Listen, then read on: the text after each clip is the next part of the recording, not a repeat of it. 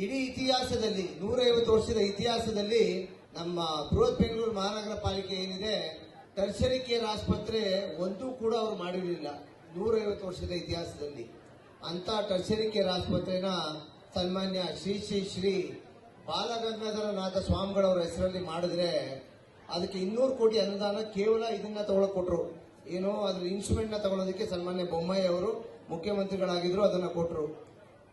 ಸನ್ಮಾನ್ಯ ಈಗ ಬಂದಿರುವಂತ ಶಾಸಕರು ಏನ್ ಮಾಡಿದ್ರು, ಅದನ್ನ ತಗೊಂಡೋಗಿ ನಿಮ್ಮ ಯಾವ್ದೋ ಫ್ರೀ ಬಸ್ಸು ಫ್ರೀ ಇದಕ್ಕೆ ಅನುದಾನಗಳಿಗೆ ಅದನ್ನ ದುಡ್ಡನ್ನ ತೆಗೆದು ಅದನ್ನ ವರ್ಗೀಕರಣ ಮಾಡಿದ್ರು. ಆ ಟರ್ಷರಿ ಕೇರ್ ಆಸ್ಪತ್ರೆ ಓಪನ್ ಆಗಿದ್ರೆ ಪ್ರಾಯಶಃ ಇಲ್ಲಿಂದ ಹಿಡಿದು ಮಾಗಡಿ ತನಕ ಎಲ್ಲಾ ಜನರಿಗೂ ಅದು ಎಷ್ಟು ಸದುಪಯೋಗ ಆಗ್ತಾ ಇತ್ತು ಅಂತ ತಾವೇ ಊಹಿಸಬಹುದು. ಇವತ್ತೆಲ್ಲರೂ ವಾಣಿ ವಿಲಾಸ್ಗೆ ಹೋಗ್ಬೇಕು, ಬೋರಿಂಗ್ ಹೋಗ್ಬೇಕು, ಏನೇ ಆದ್ರೂ ನಿಮ್ಮಲ್ಲಿ ಒಂದು ವಿಶೇಷತೆ ಏನಂದ್ರೆ ಅಲ್ಲಿ ಹೃದಯ ಚಿಕಿತ್ಸೆ ಕೂಡ ಒಂದು ಶುಶ್ರೂಷೆ ಮಾಡುವಂತ ವಿಭಾಗ ಕೂಡ ಅಲ್ಲಿ ಏರ್ಪಡಿಸಲಾಗಿತ್ತು.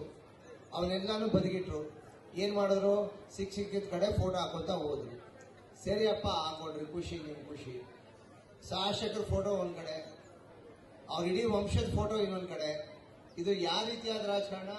ಏನೂ ಮಾಡಿದಿರಾ. ಈಗ ಮೊನ್ನೆ ನಾವೆಲ್ಲರೂ ಕೂಡ ಯಾವುದು ನಮ್ಮ 15ನೇ ತಾರೀಕು ಶಿವರಾತ್ರಿ ಹಬ್ಬದ ದಿವಸ ಪ್ರಾಯಶಃ ನೀವೆಲ್ಲರೂ ಒಂದು 10 ದೇವಸ್ಥಾನಕ್ಕೆ ಹೋಗಿರ್ತೀವ, ನಾವು ಒಂದು 10-20 ದೇವಸ್ಥಾನಕ್ಕೆ ಹೋದ್ವಿ.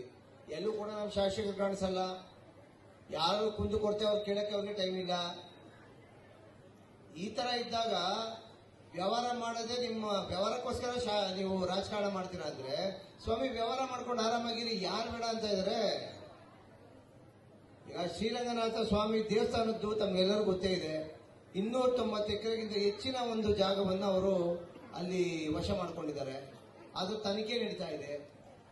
ಇವತ್ತಿನ ದಿವಸ ಎಲ್ಲಾದ್ರೂ ಕಟೌಟ್ ಅಲ್ಲಿ ತಾವು ನೋಡಿದಿರ ಅವ್ರದ್ದು ಎಲ್ಲಾದ್ರೂ ಕಾಂಗ್ರೆಸ್ ಪಕ್ಷದ ಒಂದು ಚಿಹ್ನೆ ಇರ್ತದ, ಕಾಂಗ್ರೆಸ್ನ ಮುಖಂಡರ ಚಿಹ್ನೆ ಇರ್ತದ, ರಾಷ್ಟ್ರದ ನಾಯಕರ ಚಿಹ್ನೆ ಇರ್ತದ, ಒಂದು ಫೋಟೋ ಇರ್ತದ?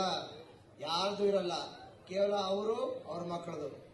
ಇದು ಯಾವ ರೀತಿಯಾದ ಒಂದು ದೌರ್ಜನ್ಯ ಅಂತ ತಾವು ಯೋಚನೆ ಮಾಡಬೇಕಾಗ್ತದೆ. ಇನ್ನು ಮುಂಬರುವ ದಿವಸಗಳಲ್ಲಿ ಇದು ಕಾರ್ಯ ಮಾಡ್ತಾರೆ. ಯಾರು ನಿಮ್ಮ ಮನೆಯ ಮಗನಾಗಿ ಕೆಲಸ ಕಾರ್ಯ ಮಾಡಲಿಕ್ಕೆ ನಿಮ್ಮ ಮನೆ ಬಾಗಿಲಿಗೆ ಬರ್ತಾರೆ ಅಂತವ್ರನ್ನ ತಾವು ಚುನಾಯಿಸಬೇಕಂತ ತಮ್ಮಲ್ಲಿ ನಾನು ಕಳಕಳಿಯಾಗಿ ಪ್ರಾರ್ಥಿಸ್ಕೊತೀನಿ. ಕಳೆದ ಬಾರಿ ಚುನಾವಣೆಯಲ್ಲಿ ಮುಂಬರುವ ದಿವಸಗಳಲ್ಲಿ ಕಡಾಖಂಡಿತವಾಗಿ ಭಾಜಪ ಸರ್ಕಾರ ಬಂದೇ ಬರ್ತದೆ. ಲೋಕ ಕಲ್ಯಾಣ ಇಲ್ಲಿ ಹಾಗೆ ಆಗ್ತದೆ.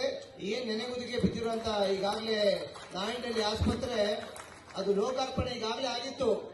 ಸನ್ಮಾನ್ಯ ಅದು ನಮ್ಮ ಸೋಮಣ್ಣವರು ಹಾಗೂ ಪುನೀತ್ ರಾಜ್ಕುಮಾರ್ ಅವರ ಶ್ರೀಮತಿ ಅವರು ಬಂದು ಅದನ್ನು ಲೋಕಾರ್ಪಣೆ ಮಾಡಿದ್ರು. ಅದನ್ನ ಲೋಕಾರ್ಪಣೆ ಆಗಿರುವಂತ ಆಸ್ಪತ್ರೆಗೆ ನೀವು ಬೀಗ ಹಾಕ್ತೀರಾ ಅಂದ್ರೆ ನೀವು ಏನ್ ಕೆಲಸ ಕಾರ್ಯ ಮಾಡ್ತಾ ಇದ್ದೀರಾ?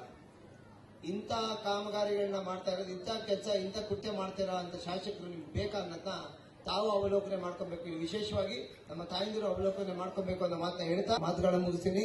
ಎಲ್ಲರಿಗೂ ಒಳ್ಳೇದಾಗಲಿ. ಜೈ ಹಿಂದ್, ಜೈ ಕರ್ನಾಟಕ ಮಾತು.